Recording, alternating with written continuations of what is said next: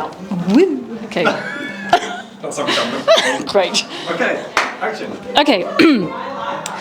So, Dr. Ashley, you've just done a strength seminar with Langworthy Medical Practice in Salford. Can you just tell people who may not know, what does strength training actually mean or entail? Yeah, so there's a difference between strength exercise and strength training.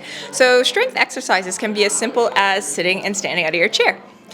Strength training, I think, takes it a little bit further and it makes sure that people are adhering to these strength exercises in the long term for the benefit of their muscle strength and health. Mm-hmm. And you mentioned as part of the seminar that a lot of these kind of movements people will already be doing anyway. Can you kind of give an example? I really like that slide where it gave like everyday examples of what they actually mean. Could you just give a couple? Absolutely. So when I talk about the squat, again, like I said, sitting and standing. So getting out of your chair is a squat.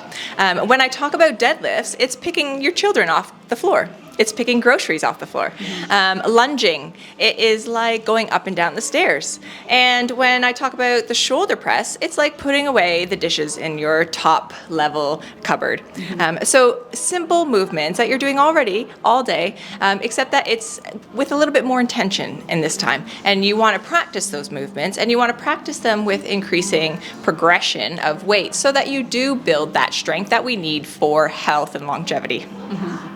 Thank you. And then in terms of kind of obviously you're doing a lot of these seminars with healthcare professionals as well as kind of other different kind of cohorts of people. But people have like hectic, busy lives.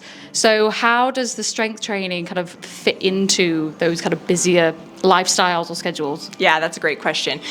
So that is kind of the number one barrier that we come up is time, right? And, a lot of people don't have time to get in that structured, planned exercise in their leisure time. So after work, when they have to come home, and especially women have all of these other tasks that they need to do when they get home.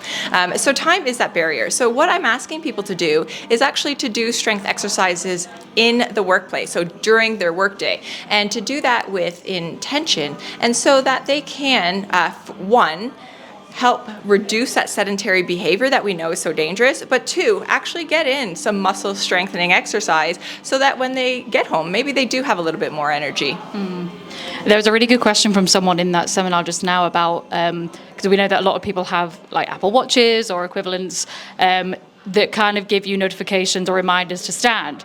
And the question was something like, you know, are those helpful? Are those something that we should be kind of paying attention to? And your answer was great, if you want to repeat it. Yeah, no, that question was really good. So for those people who have watches that remind them to stand every hour on the hour, I suggested using that as a prompt to get in your 1 minute strength break. So not only standing, but doing some sit to stand. So doing about 10 or 15 of those every time your watch does remind you to do that will help to then release the blood that has been pooling in the lower body from sitting for an hour or two.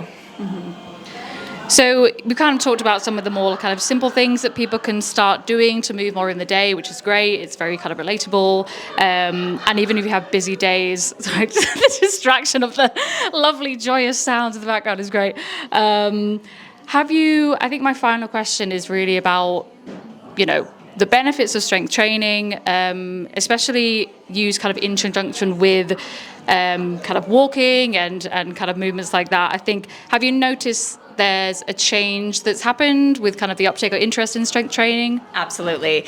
So I think week on week, I get more and more inquiries and discussions about how we can integrate strength into our everyday lives, in which case Greater Manchester is the expert in that, Greater Manchester Moving.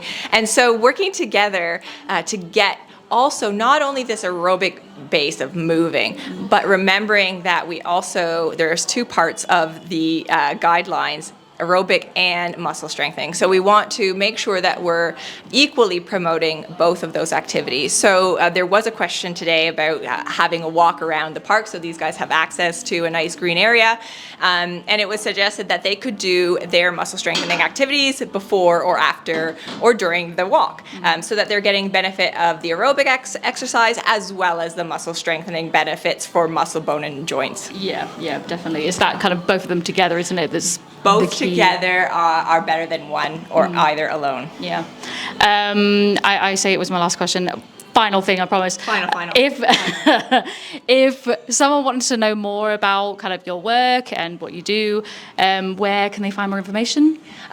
So I'm on most social media platforms, so people can find me under my name, Ashley Glahowski. I've got also a website where people can look and understand a little bit more about strength training specific. So if you want to follow me, I always give a lot of good strength training research and advice to people, but that website specifically is for people who want to really have dedicated learning to strength training. So we've got some learning videos up there, we've got some exercise demonstration videos up there, and we will be releasing our brand new 3-minute strength break at work video, so do look forward to that. Yeah, thank you so much. Thank Thank you. you for your time. And see you.